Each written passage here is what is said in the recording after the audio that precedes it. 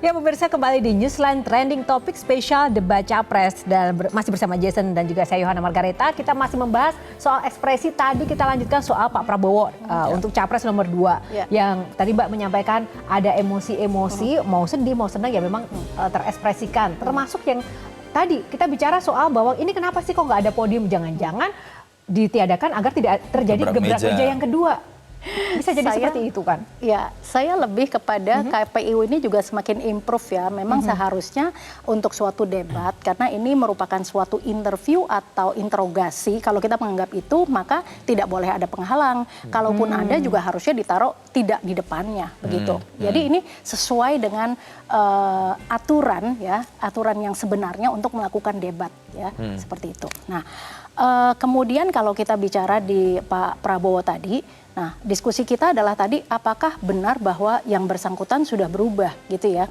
Nah, perubahan itu jadi kalau perubahan itu 1 sampai dengan 10 gitu. Kita udah melihat ada progresnya ya. Jadi dan juga ini masyarakat jangan baper bahwa ketiga paslon itu semuanya tidak flat gitu ya. Artinya wajar sekali manusia itu untuk expressing their emotion. Karena itu secara otomatis muncul. Kalaupun misalnya tidak muncul secara makro ya, yang biasanya ditunjukkan oleh Pak Prabowo kan adalah makro gestur yang orang biasanya bisa langsung menangkap apa artinya. Seperti gebrakan, terus kemudian joget-joget gemoy dan sebagainya. Tetapi apakah di paslon 1 dan 3 juga muncul, terutama kalau kita mengamati mengenai ekspresi mikro yang muncul cepat banget dalam waktu 0,2 detik begitu ya. Nah, kembali lagi tadi kepada Pak Prabowo bahwa ya sudah berubah, tapi artinya kalau ada podium, apakah yang bersangkutan ini akan langsung gebrak begitu kan ya.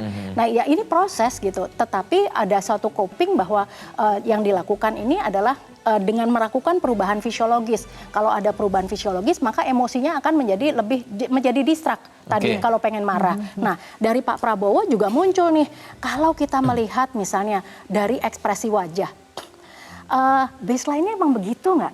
Ya, artinya Pak Prabowo kan sekarang tuh lebih ekspresif, misalnya kayak gitu kan, terus sorry ya, itu ada ekspresi nggak ya? Nggak yang sorry ya, kan nggak ya?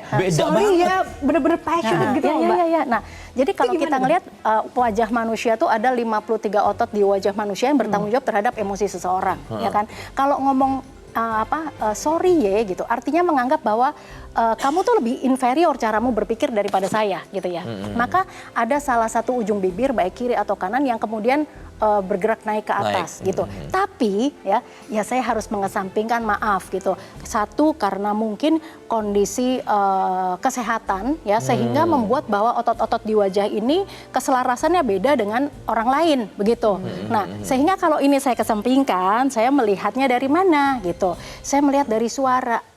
Kenapa suaranya, ya, Mbak? Nah, jadi kalau seseorang marah berat ya, gini, kalau seseorang marah itu bisa ditunjukkan dengan suara yang akhirnya menukik naik ke atas, gitu ya, edge gitu.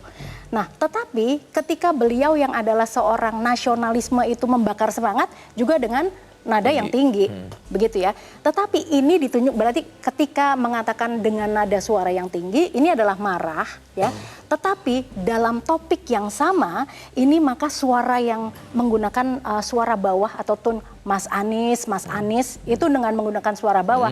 Nah, ini adalah merupakan ekspresi kemarahan yang mendalam. Jadi dari 1 sampai 10 nilai emosional kemarahan Pak Prabowo sampai titik berapa? 1 sampai 10.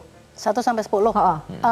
Emosinya memang masih marah, tetapi caranya begitu ya. Saya boleh mengatakan bahwa kalau ini sangat subjektif, saya mengatakan bahwa ya semua orang juga pasti akan begitu, cuma caranya yang sekarang berbeda.